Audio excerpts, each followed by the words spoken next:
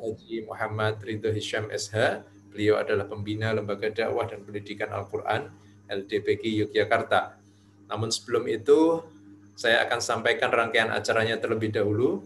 Yang pertama pembukaan, kemudian yang kedua tadarus, nanti surat An-Naba ayat 1 sampai dengan 16, kemudian dilanjut dengan kajian inti, kemudian dilanjutkan dengan diskusi, dan pada pukul 7 insya Allah nanti kita akhiri. Mari bersama-sama kita buka majelis ngaji online ini dengan membaca suratul Fatihah. A'udzu billahi minasy syaithanir rajim. Bismillahirrahmanirrahim. Alhamdulillahi rabbil alamin. Ar-Rahmanir-Rahim. Maliki yaumiddin. Iyyaka na'budu wa iyyaka nasta'in. Ihdinas siratal mustaqim. Siratal ladzina an'amta 'alaihim ghairil maghdubi 'alaihim waladdallin. Amin. Kita lanjutkan tadarus surat An-Naba 1 sampai 16. A'udzu billahi minasy syaithanir rajim. Bismillahirrahmanirrahim. Amma yatasaalun 'anil naba'il 'azim الذي هم فيه مختلفون كلا سيعلمون ثم كلا سيعلمون ألم نجعل الأرض مهادا والجبال أوتادا وخلقناكم أزواجا وجعلنا نومكم سباتا وجعلنا الليل لباسا وجعلنا النهار معاشا وبنينا فوقكم سبعا شدادا وجعلنا سراجا وهاجا وأنزلنا من المعصرات ماء ثجاجا لنخرج به حبا ونباتا وجنات ألفافا صدق الله العظيم. Saya akan bacakan terjemahannya. Amma yatasaalun, tentang apakah mereka saling bertanya-tanya, anin naba'il azim, yang dalam hal itu mereka berselisih. Kalla saya'lamun, tidak, kelak mereka akan mengetahui. Tsumma kalla saya'lamun, sekali lagi tidak, kelak mereka akan mengetahui. Alam naj'alil arda mihada, bukankah kami telah menjadikan bumi sebagai hamparan, wal jibala autada, dan gunung-gunung sebagai pasak, wa khalaqnakum azwaja, dan kami menciptakan kamu berpasang-pasangan, wa ja'alna naumakum subata, dan kami menjadikan tidurmu untuk istirahat. Wa ja'alna al-laila libasa, dan kami menjadikan malam sebagai pakaian. Wa ja'alna an-nahara ma'asya, dan kami menjadikan siang untuk mencari penghidupan. Wa banaina fawqakum sab'an shidada, dan kami membangun di atas kamu 7 langit yang kokoh. Wa ja'alna sirajan wahaja, dan kami menjadikan pelita yang terang benderang, tahu matahari. Wa anzalna minal mu'sirati ma'an sajjaja, dan kami turunkan dari awan air hujan yang tercurah dengan hebatnya. Linukhrija bihi habban wa nabata, untuk kami tumbuhkan dengan air itu biji-bijian dan tanam-tanaman. Wa jannatin alfafa, dan kebun-kebun yang rindang. Shadaqallahul azim, maha benar Allah atas segala firman-Nya. Demikian Bapak Ibu Saudara jamaah ngaji online rahimakumullah, pembacaan surat An-Naba ayat 1 sampai dengan 16. Mudah-mudahan semakin meningkatkan keimanan dan ketakwaan kita kepada Allah Subhanahu wa taala. Amin ya rabbal alamin. Berikutnya kita akan masuk kepada kajian inti dengan tema tabiat manusia di dalam Al-Quran. Karena penting sekali untuk bisa memahami tabiat manusia, kita sebagai makhluk sosial juga harus saling memahami dan mengerti tabiat mereka supaya kehidupan menjadi harmoni. Terlebih kita sebagai pendidik juga, setidaknya pendidik dalam keluarga pun juga harus mengerti tabiat manusia agar apa pendidikan yang kita lakukan menjadi efektif. Nah, semua itu sudah ada di dalam Al-Quran yang akan disajikan, disampaikan, dibahas, dikaji oleh yang terhormat Ustadz Muhammad Ridho Hisham SH. Kepada beliau kami persilahkan. Assalamualaikum warahmatullahi wabarakatuh. Waalaikumsalam warahmatullahi wabarakatuh. Alhamdulillahirabbil alamin. Wassalatu wassalamu ala nabiyyina Muhammadin wa ala alihi wa sahbihi ajma'in, amma ba'du. Qala Allah Ta'ala fi kitabil karim, ya ayyuhalladzina amanu taqullaha wa qulu qawlan sadida yuslih lakum a'malakum wa yaghfir lakum dzunubakum wa may yuti'illaha wa rasulahu faqad faza fawzan 'azima. Wa qala Rasulullah sallallahu alaihi wasallam, ittaqillaha haitsu ma kunta wa atbi'is sayyi'atal hasanata tambuha wa khaliqin nasa bi khuluqin hasan.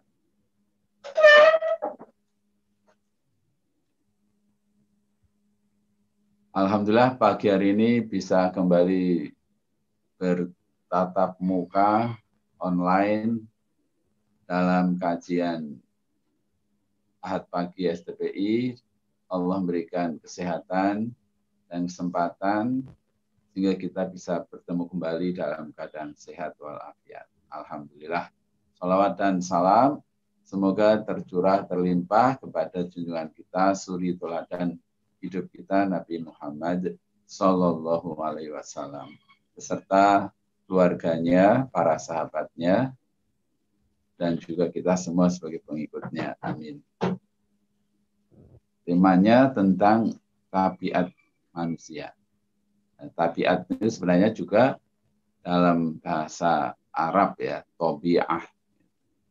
Toba'ah asal katanya, yaitu sesuatu yang sudah tercetak. Maka ada istilah matba'ah, percetakan. Jadi sesuatu yang sudah terpatri atau yang sudah menjadi karakter dalam diri manusia. Artinya manusia tidak bisa menghindari tabiat itu. Nah, dalam hal ini adalah tabiat-tabiat yang buruk. Ya. Meskipun manusia juga punya tabiat yang baik, yang sering disebut dengan fitrah, ya, fitrah insaniyah. Misalnya suka saling menyayangi sesamanya, saling menyayangi anaknya, kemudian juga suka kepada tanaman-tanaman. Ya, ini lagi ngetren nih kan, suka kepada hewan ternak. Ini sebenarnya juga tabiat. Jadi sebenarnya manusia secara fitrah atau penciptaannya itu suka guyub rukun gitu sebenarnya. Sebagaimana di dunia hewan, kalau kita memperhatikan singa yang disebut dengan raja hutan, itu kan kadang kita menyaksikan bagaimana singa itu saling menyayangi, bahkan antara bapak dan bapak gitu. Maksudnya singa jantan dan singa jantan, mereka saling mengelus-elus ya, dan sebagainya. Apalagi dengan pasangannya seperti itu. Tapi kenapa kemudian manusia kita jumpai tabiatnya menjadi sangat kasar ya, bahkan sangat tidak beradab, membunuh orang, bahkan anak-anak, perempuan, menghancurkan gedung-gedung. Ini sebenarnya sudah keluar dari fitrahnya. Jadi sudah bukan manusia sebenarnya. Aslinya tidak seperti itu, tetapi memang punya potensi untuk melakukan kerusakan sebagaimana yang disebut di dalam Al-Qur'an itu sendiri, ataj'alu fiha ma yufsidu fiha wa yasfiku dima. Apakah engkau hendak menciptakan manusia yang akan membuat kerusakan dan mengalirkan darah? Nah, tabiat yang buruk yang ingin saya sampaikan dalam kesempatan ini tentu tidak banyak karena tabiat manusia dalam Al-Quran itu disebutkan banyak sekali. Nah, antara lain yang pertama, sebagaimana disebut di dalam surah Al-Isra ayat 11, yaitu wa kanal insanu ajula. Manusia mempunyai tabiat tergesa-gesa, terburu-buru, atau orang Jawa menyebutnya kesusu. Ayatnya itu berbunyi wa yad'ul insanu du'aahu bisyarri.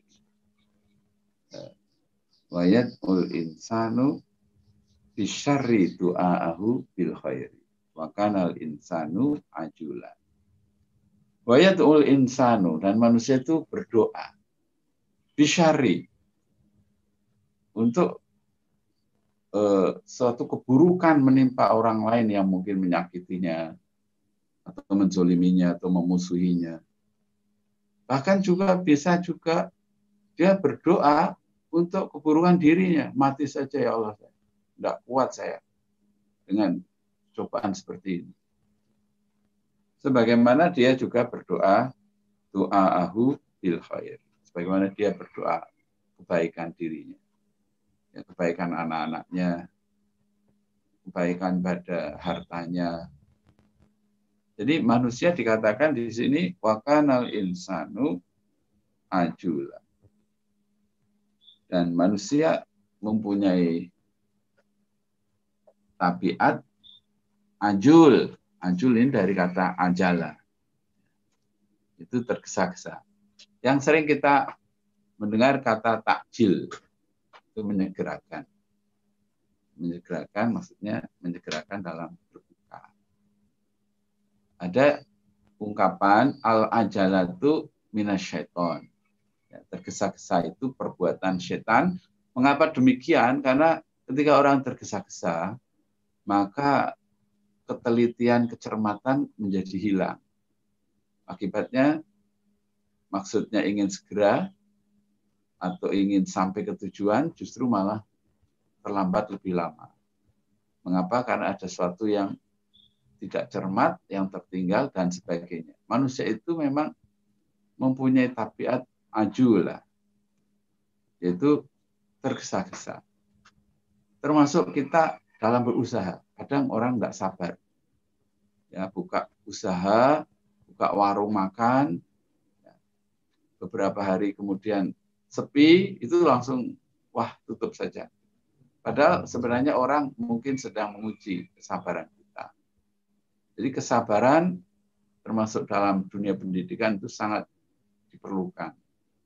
Baru 1-2 kali konsultasi penulisan skripsi atau tesis atau disertasi disalah-salahkan, terus surut ke belakang, memutuskan sudahlah ini tidak berhasil.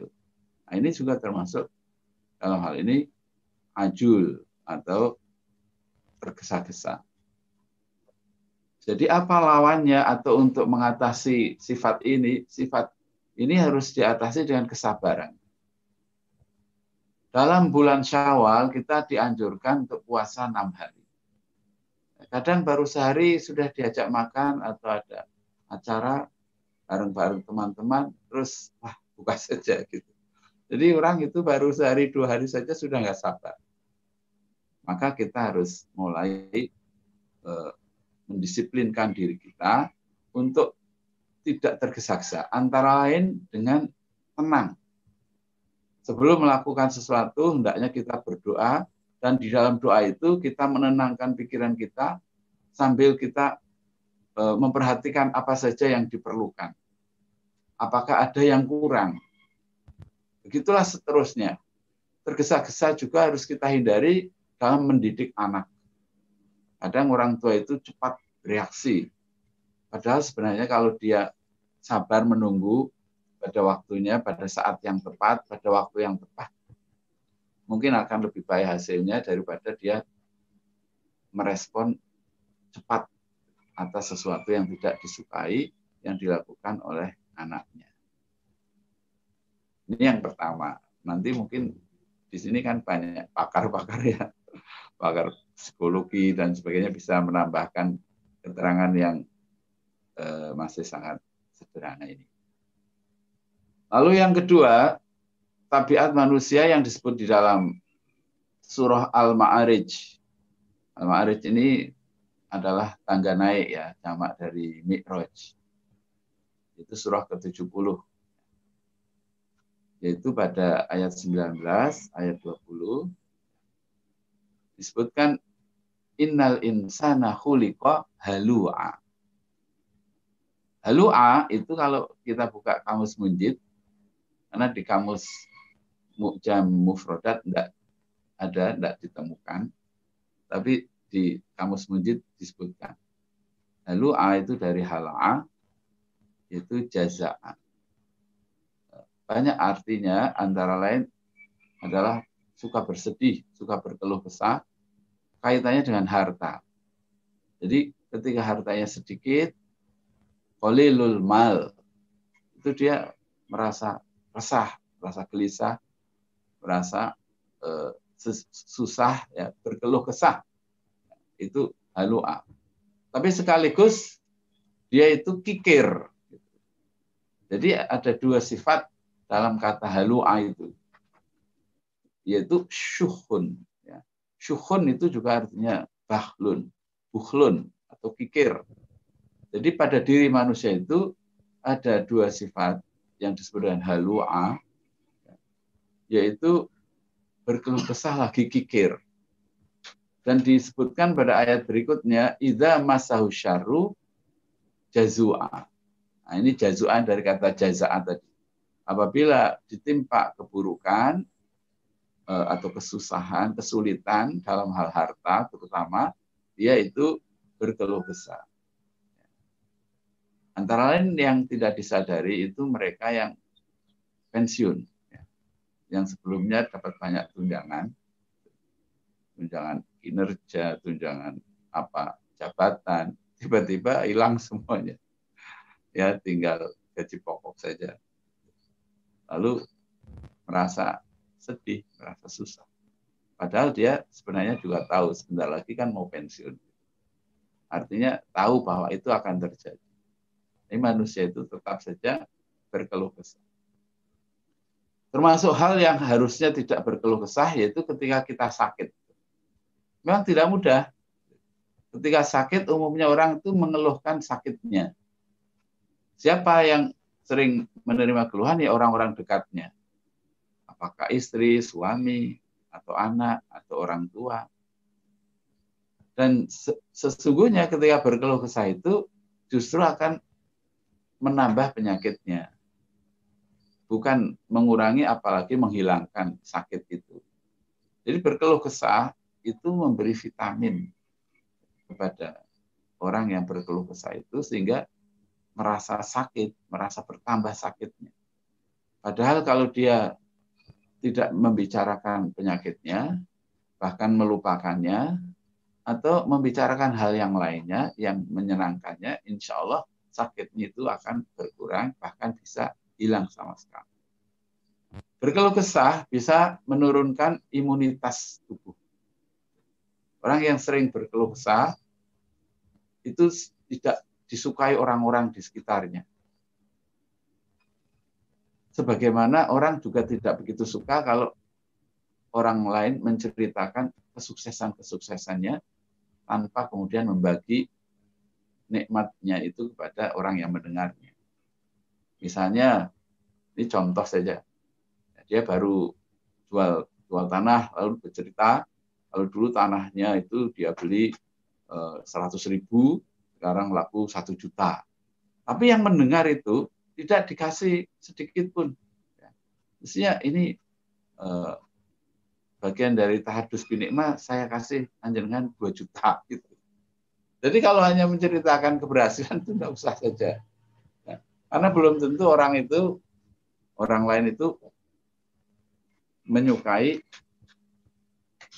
keberhasilan yang diceritakan.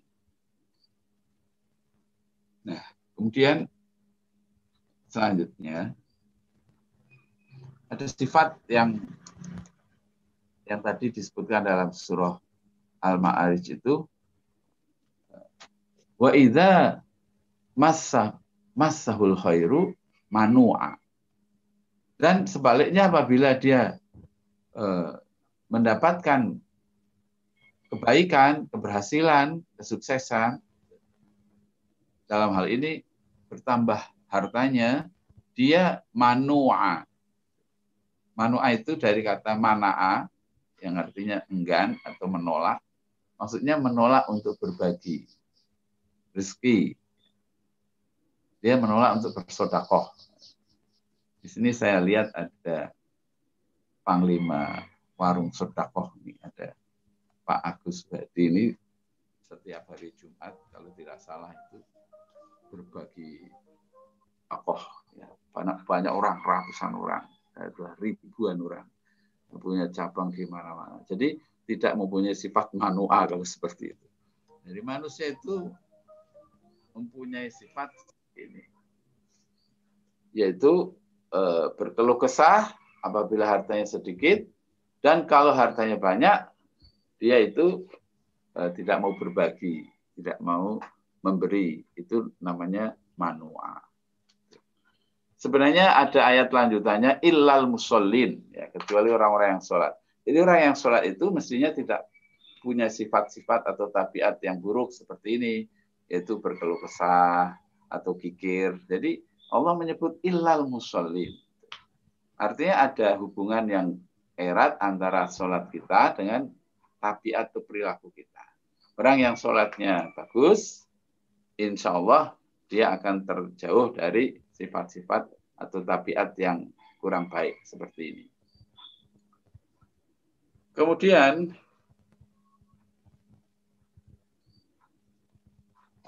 ada tabiat yang lainnya,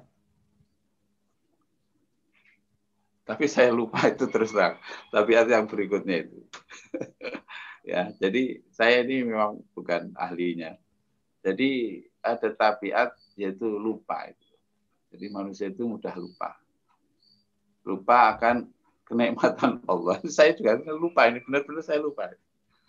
Ya, sehingga kemudian muncul kata baru yang tidak saya siapkan, yaitu manusia itu punya sifat lupa. Dari kata nasya yansa, artinya lupa, nisyan, atau juga dari kata anisa, unsun, yaitu halus budinya. Ini manusia itu mahalul khotok wa nisyan. Al-insanu mahalul khoto'i wa nisyan. Manusia itu tempatnya salah dan lupa. Lupa antara lain lupa dengan nikmat yang Allah berikan. Yang digambarkan dalam Al-Quran, saya juga lupa surah dan ayatnya, yaitu ketika manusia itu ditimpa kesusahan, ya, di lautan, terkena gelombang, ya, dan kemudian dia hanya bisa memohon kepada Allah keselamatan, lalu ketika Allah selamatkan dia, bisa kembali ke pantai dengan selamat dan mendapatkan banyak kenikmatan, dia lupa kepada Allah yang sebelumnya telah menyelamatkan. Ya, kita perhatikan, dahulu pernah kita ada bencana gempa, ya, bagaimana Allah menimpakan musibah kepada masyarakat.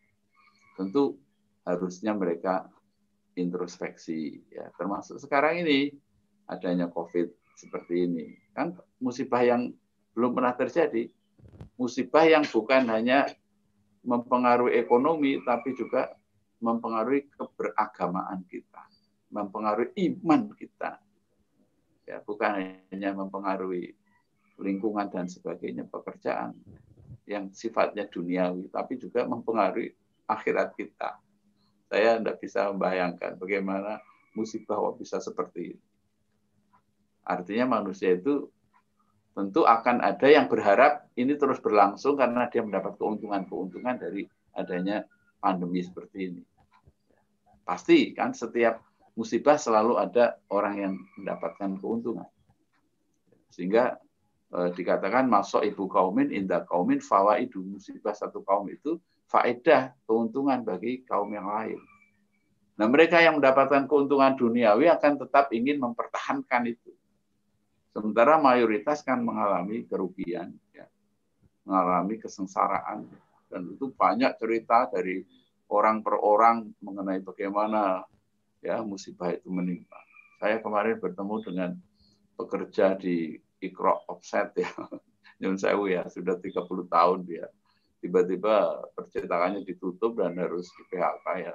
Masya Allah, dalam jumlah yang banyak. Nah ini kan musibah ya. Dan musibah itu ada kaitannya dengan ini. Dampak daripada musibah itu. Tapi musibah yang sesungguhnya kalau manusia mempunyai sifat-sifat buruk yang dia tidak menyadarinya dan kemudian tidak bersemangat untuk menghilangkan, antara lain adalah sifat lupa. Lupa itu sebenarnya bisa diatasi ya dengan memperhatikan dengan sungguh-sungguh. Memang ada lupa yang tidak bisa dihindari. Seperti saya pernah lupa di bulan Ramadan di hari Jumat pertama ketika khutbah Jumat, lalu panas sekali di Semaki sana, kok ada minuman itu, saya minum betul-betul saya minum. Untung tidak ada jamaah yang lihat tuh. Padahal itu 2 lantai itu, karena masih azan kan. Nah, jadi mereka tidak memperhatikan khotib. Ya. Tapi setelah saya sholat, habis sholat saya mau minum lagi. Masya Allah. Saya baru ingat kalau ini puasa. Jadi itu rahmat memang. Tapi tidak bisa direkayasa, betul-betul lupa. Nah, jadi kalau masalah hutang jangan lupa ya. Hutang itu ya harus dibayar. Jadi tugas-tugas yang harus dikerjakan segera dikerjakan. Itu manusia harus memperhatikan. Kalau sudah terbiasa melalaikan atau ghafil, itu lama-lama betul-betul punya sifat pelupa dalam hal-hal yang seharusnya tidak lupa. Karena kurang memperhatikan. Lalu manusia juga mempunyai sifat lemah, ya, tidak semangat. Maka kita membutuhkan pergaulan, silaturahim, bertemu dengan orang-orang yang punya semangat. Seperti pada pagi hari ini, saya tiba-tiba saja sangat bersemangat. Melihat Pak Adi, kopiahnya bagus sekali. Saya itu tadi mau nyari kopiah seperti itu, tidak ketemu. Ya. Nah, jadi kita ini kalau sering bertemu dengan orang-orang yang soleh, yang penuh semangat, ya. Di sini ada Kolonel Agus Suhadi, itu orangnya semangat sekali. Jadi kalau kita ketemu dengan orang yang semangat, kita insya Allah akan menjadi semangat. Meskipun sebenarnya kita bisa memotivasi diri sendiri, tapi manusia itu pada hakikatnya adalah makhluk sosial yang membutuhkan sahabat. Catatan saya yang terakhir, masalah sahabat ini adalah janganlah bersahabat untuk keuntungan atau kepentingan duniawi. Sehingga ketika keuntungan dan kepentingan dunianya sudah tidak ada, persahabatannya juga berakhir. Tapi bersahabat itu adalah karunia, anugerah dari Allah Subhanahu wa taala, meskipun tidak ada kepentingan yang lain. Tapi bahwa bersahabat itu sesuatu yang menggembirakan dan bisa meningkatkan kesehatan jasmani kita. Mungkin ini saja bapak-bapak, ibu-ibu yang bisa saya sampaikan, yaitu yang pertama manusia itu mempunyai sifat tergesa-gesa, tidak sabar. Kemudian yang kedua, manusia itu suka berkeluh kesah dan kemudian kikir apabila dia mendapatkan rezeki yang banyak, dia tidak bersyukur dengan berbagi. Dan manusia juga mempunyai sifat lupa, yaitu tidak memperhatikan. Masalah yang penting seperti sholat itu betul-betul diperhatikan. Masalah mengaji Al-Quran harus diperhatikan. Masalah halal dan haram, jangan sampai memakan harta yang haram, itu tetap harus diperhatikan. Masalah menunaikan amanah segera, tidak ditunda-tunda, ya, termasuk membayar hutang, itu juga harus diperhatikan. Dan masalah-masalah yang lain yang kaitannya dengan kehidupan akhirat kita itu menjadi number one. Nah, harus diperhatikan.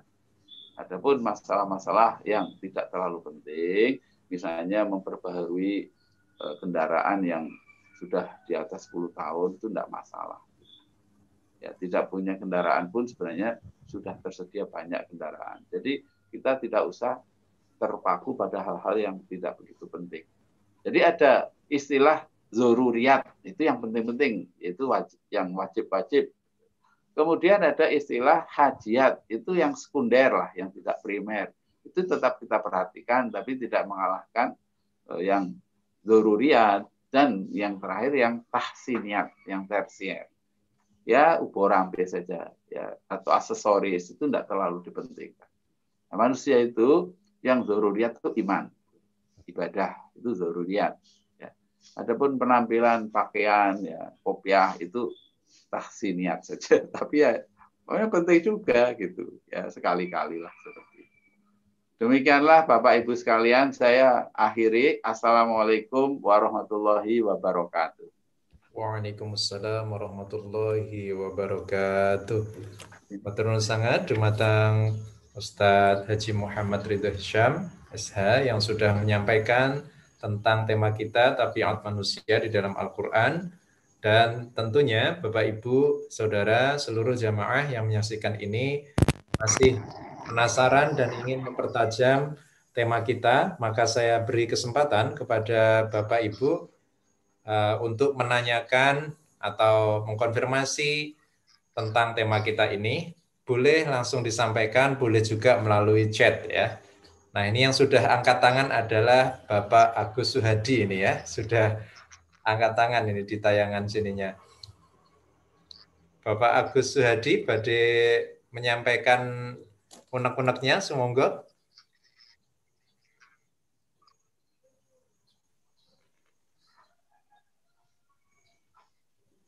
Oh, tangannya sudah hilang. Oke, baik. Jadi malah pamit ada acara lain. Oh, iya. Jadi angkat tangannya tadi ya, mau pamit dulu gitu maksudnya. Iya. Sugeng tindak Pak Agus Suhadi.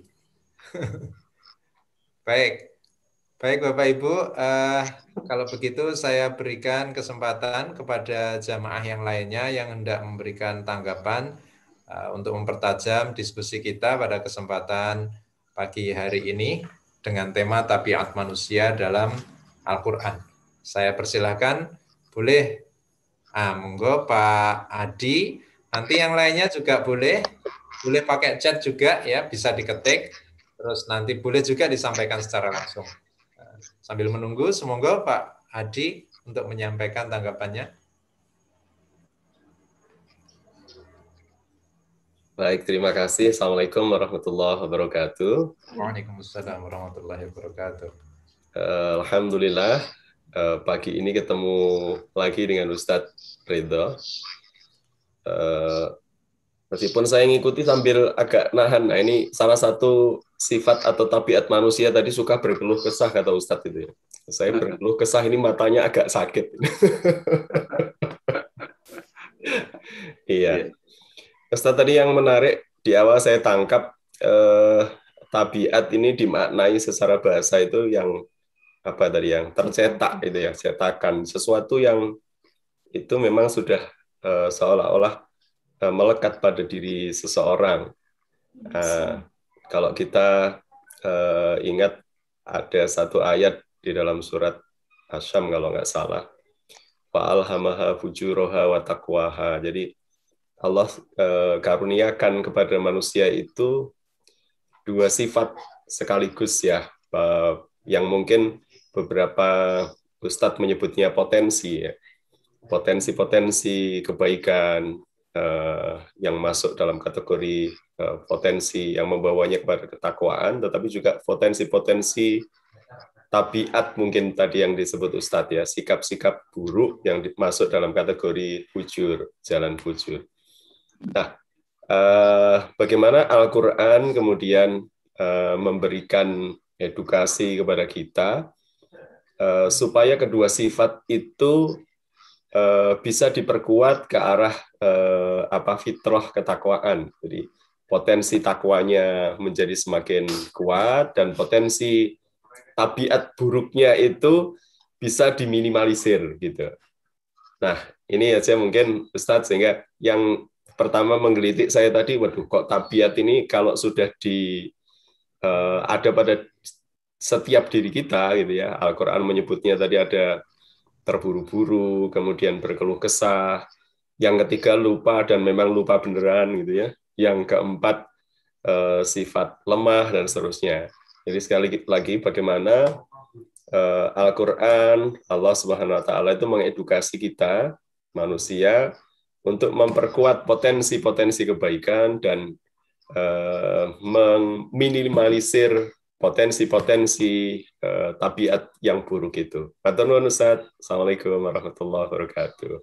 Waalaikumsalam warahmatullahi wabarakatuh. Cik matur nuwun sangat Pak Adi yang sudah menyampaikan tanggapannya terkait dengan potensi manusia ya, yang tadi baik dan buruknya, lalu bagaimana untuk mengoptimalkan yang baiknya dan meminimalisir buruknya, karena memang sudah dinas seperti itu ya, tabiat.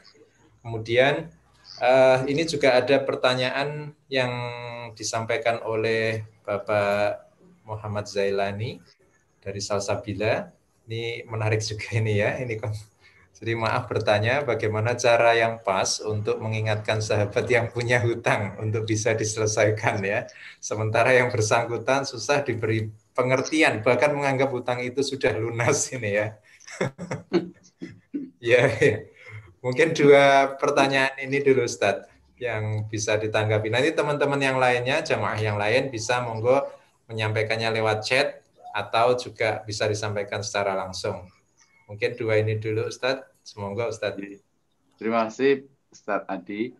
Memang di dalam surah Asy-Syams itu disebutkan qad aflaha man zakkaha. Sungguh beruntung orang-orang yang selalu membersihkan jiwanya. Wa qad khaba man dassaha.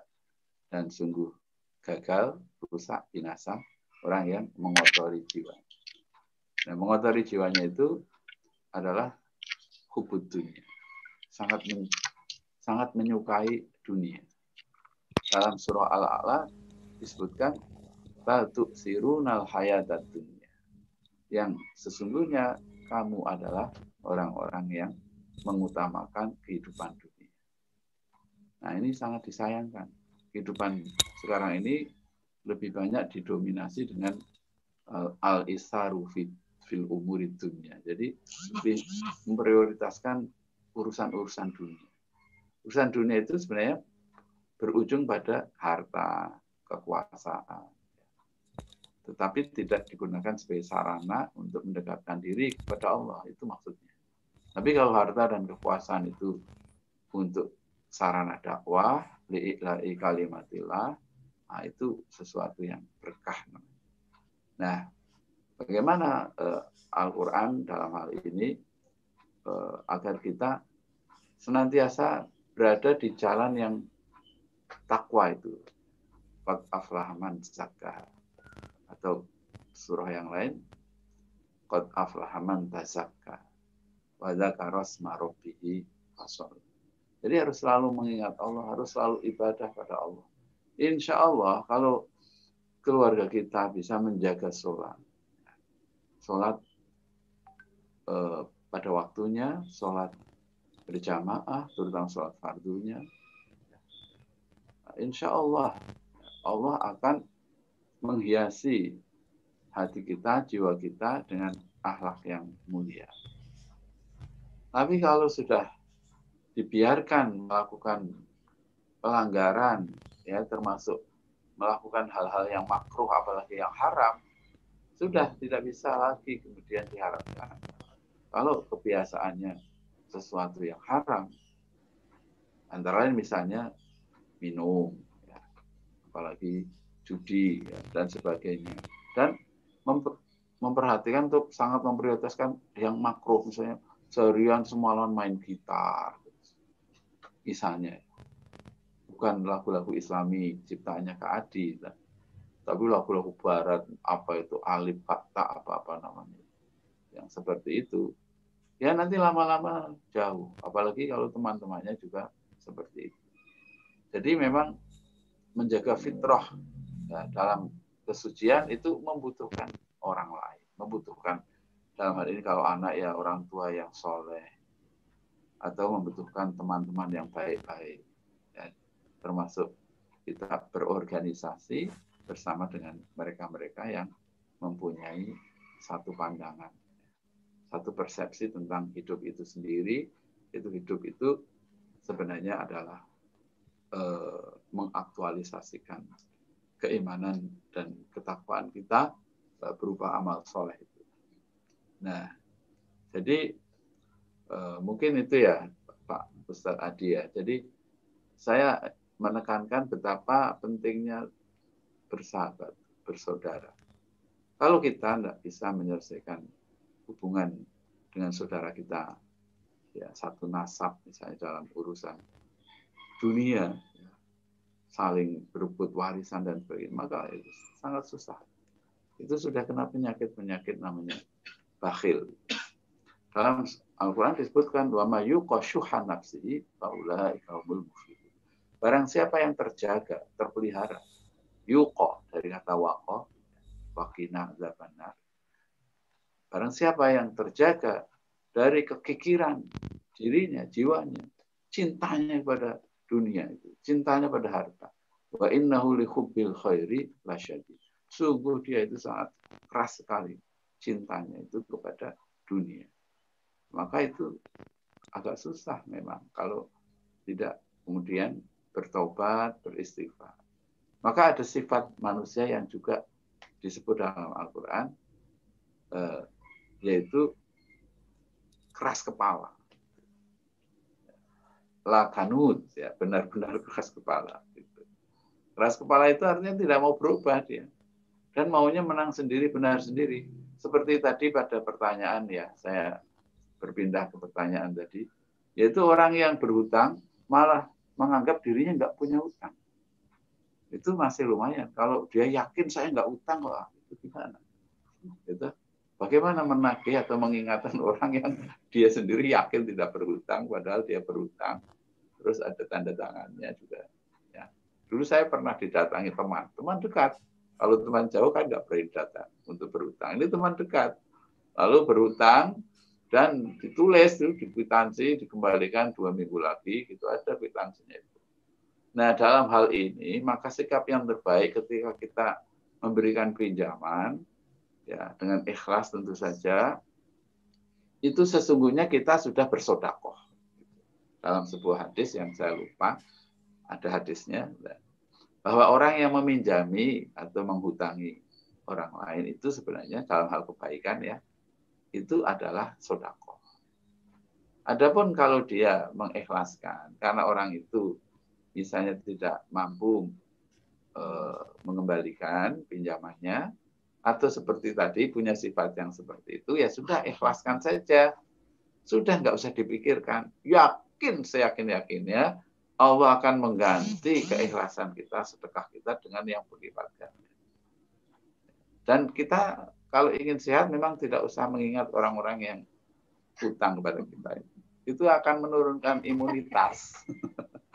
Saya jadi malah jadi ingat ini. Gara-gara bicara masalah hutang, saya ingat ada orang, tapi nggak mau saya bicarakan di sini. Gitu. Untuk apa? Jadi meskipun kita bicara 1000 kali, tidak juga akan mengembalikan. Allah mengembalikan melalui orang lain. Melalui sedekah orang lain. Misalnya gitu. Misalnya kalau saya kan tukang bekam ya. Kalau bekam itu orang ada yang ngasih, ada yang nggak ngasih.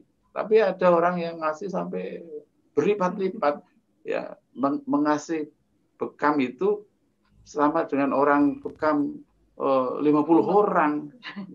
Belum lama ini saya. Uangnya juga masih baru ya. Lalu ada tamu-tamu, ada ustadz punya anak-anak hafid-hafid, ya kasihkan mereka saja kan. Jadi memang kita itu kan hanya menerima terus memberi, menerima gitu saja. Kalau disimpan uangnya, wah itu jadi pikiran. Lalu kalau kita pergi, jangan-jangan ada maling yang masuk gitu. Kalau kita ke bank, katanya sekarang ada nasabah yang hilang uangnya, bank tidak mau mengembalikan, tidak bertanggung jawab. Jadi akhirnya kita disibukkan dengan uang, dengan harta. Nah, jadi uang itu yang paling baik disedekahkan. Dan kemudian kalau yang tidak mengembalikan, apalagi menganggap diri tidak punya utang, ya sudah, nggih sampun, matur nuwun. kapan badai utang malih gitu aja, ditawarin aja. Tapi saya kira ya itu kurang baik menawarkan. Jadi saya koreksi ya, bahwa orang kalau tidak mau mengembalikan ya tidak apa-apa, hanya ada dalam catatan kita saja. Nanti kalau datang lagi untuk pinjam uang dalam jumlah besar, cukup diberikan saja tanpa harus utang, tapi dalam jumlah kecil. Kalau utang 1 juta ya dikasih aja 100.000, ini nggak usah utang, dibawa saja. Mudah-mudahan berkah. Demikian jawaban saya. Dan ini harusnya memang dipraktekkan. Jadi kalau ada orang utang, kita mampu memberikan, ya berikan. Tapi kalau kita menganggap tidak baik kalau kita berikan, karena mungkin menjadi tabiat dia suka hutang, gitu. Ya kita mendidiknya dengan tidak usah kita utangi seperti itu. Tapi kan ada orang yang betul-betul tulus, ikhlas, dia betul-betul membutuhkan. Saya itu pernah ingat ya, jadi ingat lagi. Ada seorang ibu datang ke rumah, terus pinjam uang, mau pinjam uang tuh nangis-nangis. Nangis tuh. Istri saya, kalau orang ketawa aja dia bisa belas kasihan, apalagi orang nangis ya. Nah, orang nangis, orang diberikan uangnya itu. Nah saya kan enggak menghadapi ibu itu, jadi saya cuma di ruang sebelah. Terus tiba-tiba dia ketawa-ketawa itu. Masya Allah. Jadi tadi nangis sampai seperti itu, kok sekarang bisa ketawa ya. Jadi ketawa ketika sudah berhasil mendapatkan apa yang menjadi tujuannya. Saya juga ikut ketawa. Dan itu kan berarti tambah sehat kalau orang ketawa itu kan. Ya, jadi dia secara tidak langsung membuat kita bahagia, membuat kita bertambah sehat dengan tertawa itu. Jadi matur nuwun. Pak Syafi'i sampun.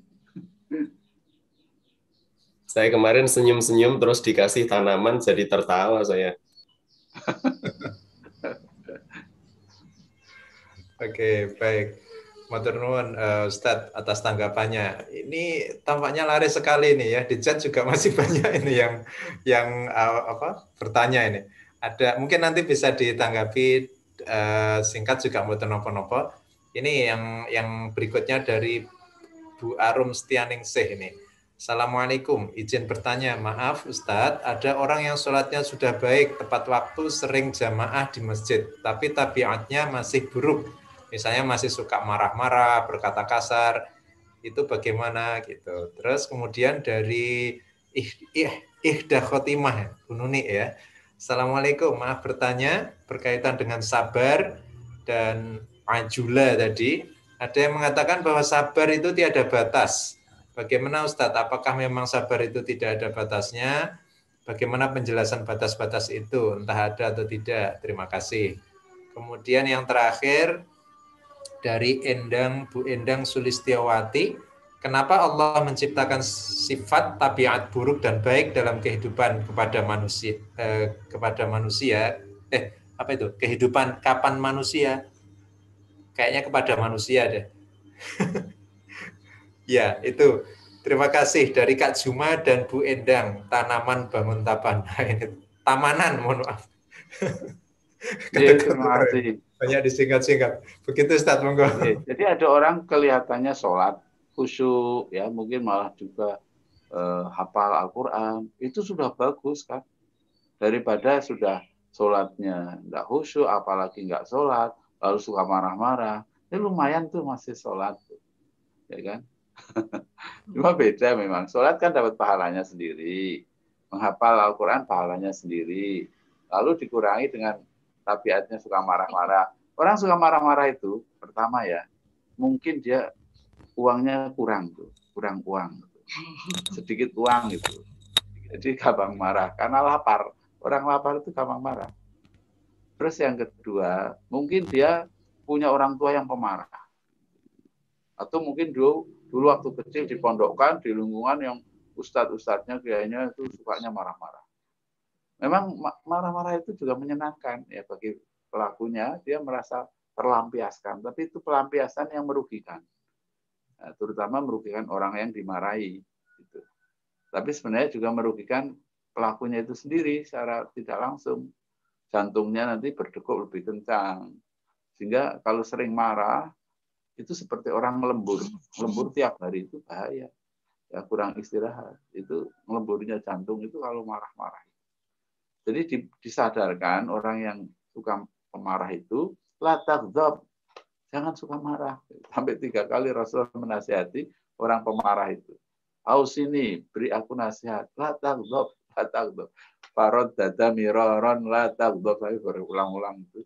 Jangan marah. Kenapa orang itu marah? Karena itu naluri tabiat dari kecil.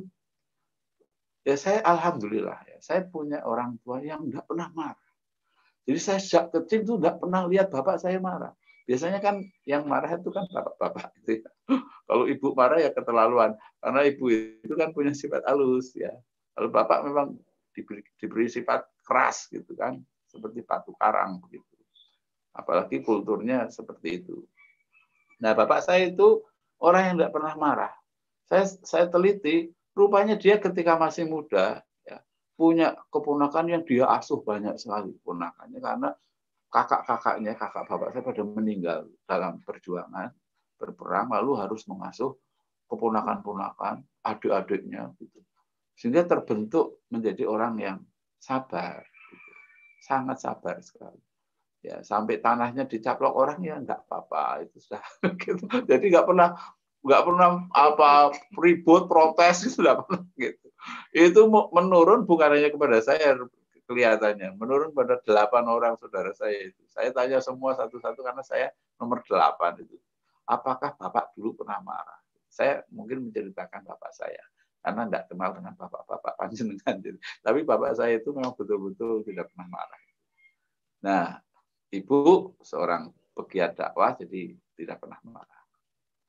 Nah, lalu lingkungan menjadi lingkungan yang nihil ya dari namanya sifat marah. Itu ternyata dampaknya luar biasa pada hubungan persaudaraan di antara anak-anaknya setelah menjadi orang tua. Itu tidak pernah ada namanya konflik seperti itu. Nah, mungkin juga Bapak Ibu mempunyai orang tua yang demikian seperti bapak saya. Ya alhamdulillah, bersyukurlah punya bapak yang tidak pemarah.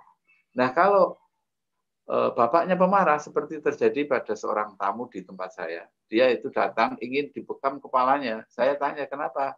Apa sering pusing? Iya Pak, saya sering pusing. Sebabnya apa? Apa enggak punya uang atau apa? Saya sebabnya itu saya kepala sekolah, Pak. Saya sering marah. Yang saya marahi bukan hanya murid-murid, tapi guru-guru juga saya marahi. Wah, repot sekali ya jadi kepala sekolah itu. Kalau guru kan tidak mungkin memarahi kepala sekolah. Ini kepala sekolah. Lalu saya tanya, kenapa kok panjenengan? Padahal ini di pondok Salafi.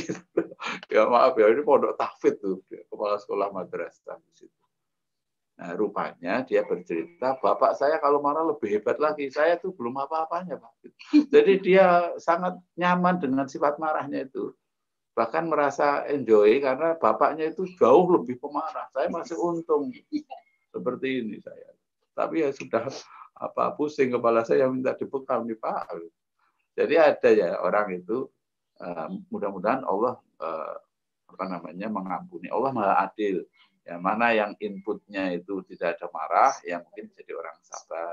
Mana yang mendapat input dari kecil bukan salah dia karena lingkungannya. Lalu Allah akan bersikap adil terhadap proses ketika seorang yang pemarah itu berusaha untuk menghindari sifat yang sudah sejak kecil tertanam seperti itu. Dengan apa ya? Dengan bertemu dengan orang-orang yang lemah lembut, yang tidak pemarah dan sebagainya. Lalu mengenai sabar ada batasnya tidak? Ya sabar itu ada batasnya, yaitu syukur. Jadi kalau tidak bisa sabar, bersyukurlah. Nah itulah batasnya itu.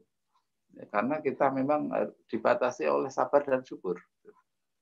Ajaban di amril mukmin, kata Rasulullah, memuji orang mukmin mempunyai 2 sifat, yaitu kalau mendapatkan nikmat, asobahu saro, syakaro fakana khairuhu, in asobatu dzarra sabaro. Jadi sabar itu harus terus dibesar-besarkan atau dikuatkan dalam diri kita. Sabar asobru fitoah dalam ketaatan terus, sholat malam terus sampai nggak bisa sholat kita. Sholat terus, tarawihnya sudah berlalu di bulan Ramadan, tapi kan hari-hari terus kita lalui siang dan malam itu sholat malam terus saja. Belum tentu umur kita melebihi Ustadz Zainal Fanani, kan begitu. Saya tahun depan sudah sama dengan Ustadz Zainal usianya. Tapi kalau masalah matinya wallahu a'lam. Tapi kita pasti tahu dah akan mati. Maka sholat malamlah saja terus. Allah akan membangkitkan kita maqaman mahmuda. Kemudian sabar di dalam menjauhi kemaksiatan. Kemaksiatan terus. Terus terang ini Ustadz Adi ya. Saya dulu itu pernah menjadi pemain band di SMA. Saya ketua OSIS, tapi sekaligus pemimpin grup band.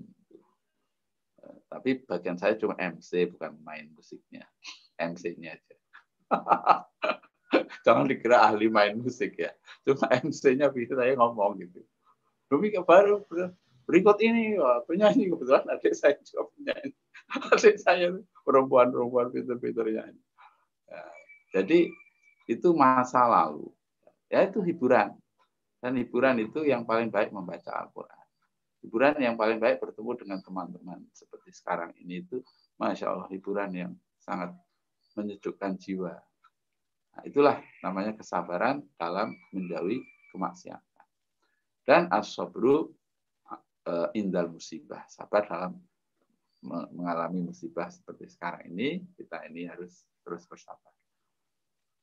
Lalu dari Bu Endang, ya, ini adalah istrinya Pak Jumarudin, ya. Ini dosen matematika. Jadi kenapa ya Allah itu menciptakan manusia seperti itu? Ya untuk ujian manusia. Jadi Allah memang memberikan keutamaan berupa wahyu dengan turunkannya kitab, ya, juga para rasul, orang-orang teladan. Tapi juga Allah memberikan manusia itu sifat-sifat buruk, ya, sifat-sifat yang ada pada diri iblis. Ya. Itu ada namanya hawa nafsu, ya, sukanya menang sendiri, keras kepala dan sebagainya. Nah, itu sebagai ujian. Ya. Kalau baik semuanya jadi malaikat. Kalau buruk semuanya jadi iblis. Nah, yang belum diciptakan itu manusia. Maka Allah menciptakan manusia sebagai ujian, ya, bagi mereka, dan nanti akan ada balasannya. Ya, kalau kita bisa menghadapi ujian dengan baik, lulus ujian kita di dunia ini, insya Allah kita akan mendapatkan kenikmatan selama-lamanya di akhirat nanti. Tetapi yang gagal karena mungkin mengikuti hawa nafsunya, ya lalu akan menderita di akhirat nanti. Semoga kita berakhir dengan husnul khatimah. Terima kasih atas perhatian Bapak Ibu yang mungkin pura-pura bertanya, sebenarnya sudah pintar kan, gitu ya. Ya cuma pura-pura dalam tanda petik ya. Tapi ini kan berguna bagi yang lain, ya. Bagi yang mendengarkan, ya, termasuk yang tidak bertanya juga mendapatkan pencerahan dari Bapak Ibu semua yang mengajukan pertanyaan atau yang mengajukan pendapat dan sebagainya. Saya mohon maaf lahir dan batin di bulan Syawal dan di bulan-bulan berikutnya dan sebelumnya. Mudah-mudahan amal ibadah kita diterima oleh Allah sebagai amal soleh. Amin. Amin. Kehidupan kita, keluarga kita dari dunia sampai dengan akhirat kita. Amin. Saya bayangkan bagaimana kalau nanti di akhirat itu kita mengadakan seperti ini. Di akhirat ya. Tapi itu tidak usah dipikirkan. Yang penting sekarang kita memikirkan yang ada di depan kita ini, itu istilahnya think globally, act locally. Jadi yang lokal-lokal kita pikirkan, yang besar-besar ya itu ya kita mengerti sajalah problem dunia sekarang. Terima kasih, matur nuwun. Akhirul kalam, wabillahi taufiq wal hidayah. Nasrun minallah wa fathun qarib wa basyiril mukminin. Assalamualaikum warahmatullahi wabarakatuh. Waalaikumsalam warahmatullahi wabarakatuh. Baik, Bapak Ibu jamaah rahimakumullah, matur nuwun sangat dumateng Bapak Ustadz Haji Muhammad Ridho Hisham atas pencerahan-pencerahannya. Alhamdulillah ini para penanya juga tampaknya sudah cukup sumringah gitu ya. Nah, itu tadi juga dibenarkan oleh Bu Arum ya, bahwa yang pemarah tadi ternyata memang pola asuhnya dari orang tua yang suka dipukul, suka marah-marah gitu. Jadi memang sebagaimana yang dijelaskan oleh Ustadz Ridho Hisham tadi. Baik Bapak Ibu, sebelum diakhiri kami mewakili dari teman-teman panitia ngaji online, mohon maaf apabila selama ini karena suasananya masih Syawal ya, jadi mohon maaf, minal aidin wal faizin. Kami apabila ada khilaf-khilaf, mohon dimaafkan. Demikian juga Bapak Ibu ya, yang mungkin merasa ada khilaf, insya Allah kami juga senantiasa memaafkan gitu ya. Dan Bapak Ibu, karena waktunya sudah ada di penghujung, mari bersama-sama kita akhiri dengan membaca doa kafaratul majelis dan hamdalah. Subhanakallahumma wa bihamdika asyhadu an la ilaha illa anta astaghfiruka wa atubu ilaik. Dari saya cukup sekian. Mohon maaf apabila ada kekurangan. Billahi taufiq wal hidayah. Assalamualaikum warahmatullahi wabarakatuh. Waalaikumsalam warahmatullahi wabarakatuh. Matur nuwun Mbak Safi. Ustaz, terima kasih banyak inspirasinya. Semuanya terima kasih sudah selalu menyemarakkan ngaji online kita setiap Ahad pagi. Matur nuwun, matur nuwun. Yang belum nyaur-nyaur utang diikhlaskan saja Pak C. Nggih, Pak Hadi. Kalian itu mboten namung dengan teman, tetapi dengan unit lembaga gitu. Oh iya. Ustadz Ridho, mudah-mudahan selalu panjang usia, jadi bisa memperpanjang berbagi kemanfaatan kepada umat. Begitu juga Ustadzah Mustabsirah, selalu sabar mendampingi Ustadz Ridho.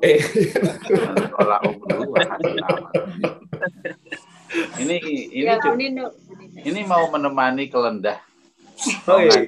Jam 8 di Kelendah. Kelendah ya. Kapan-kapan kita jalan-jalan bareng gimana? Insya Allah, senang banget. Kemarin saya pas nggak di rumah. Iya. Terima kasih sudah dapat oleh-oleh saya. Dapat bunga. Dapat tanaman. Pengajian offline. Iya. Insya Allah, Ustaz. Senang banget kalau bisa jalan bareng lagi. Ya, sama keluarganya. Ya, iya. Sama suami sama istrinya. Tapi mbahnya nggak usah. Saya ingin sudah meninggal, bapak ibu saya sudah meninggal. Nggih. Ya, nanti kapan-kapan kita bertemu offline. Saya senang sekali. Salah. Di sini. Kalau Ustadz mau rawuh tanggal 5 itu kita ada halal bihalal. Memang itu dibuka secara online untuk teman-teman seluas-luasnya, tapi teman-teman yang berkenan rawuh di kampus STPI dengan kawan-kawan Yayasan SPA, kita akan senang sekali bisa gabung bareng-bareng nanti. Oh, nggih. Oke. Ya, insya Allah kalau bisa, nggih. Insya Allah. Temanya pokoknya 35 tahun pasca 35 tahun perjuangan Mas Zainal juga itu, karena warna SPA selama ini kan tidak lepas dari warna yang dibawa Mas Zainal selama 35 tahun. Nah, bagaimana kita membangun arah baru dalam gerakan dakwah kita ke depan pasca Mas Zainal Fanani gitu. Jadi Ustaz, matur nuwun sangat Bapak Ibu semuanya, terima kasih Pak Syafi'i juga. Amin rumiyin. Assalamualaikum. Waalaikumsalam. Assalamualaikum warahmatullahi wabarakatuh.